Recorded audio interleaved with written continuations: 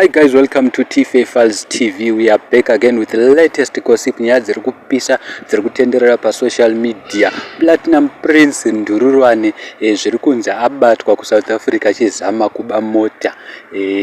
Right, anzi red handed abatwa aritori panzvimbo akazvamburwa singaite mukatasa pa social media pane ma pictures panoratidza Platinum Prince akarohwa akazvimba achibuda ropa. Guys, handizivi kuti munoti kudi, asi vamwe vanhu vari kuramba, vari kuzviramba, varipo vamwe vari kudedza kuti aiwa imuri kukanganisa, hamusi kuziva zvavari kutaura. Vamwe vari kudedza kuti Platinum Prince anga akushanda achiita zvinhu zvema uber ku South Africa, saka abatwa akarohwa nevanhu veku South Africa vachimurovera kuti muri kutipedzera mabasa. Saka guys, I don't know kuti which one is which between the two, asi vanhuwo munongoziva mega vazukuru vambuya neanda. Aripo mumwe munhu adedzera kuti zvakuitika muZimbabwe, vona maartist edu ezimudhenzo akushaya zvekuita nekuti Zimbabwe yakafa, vana idhi vari kuba chimari, vari kuba mari, vari kuita zvinhu zvavo vega vachidadza kuti vagadzirisire mazimudhenzo mayouth chichi. Saka nezvemayouth akuita sei vana Platinum Prince vakushaya zvekuita, vakunoba ku South Africa. Mamwe munhu adedzera kuti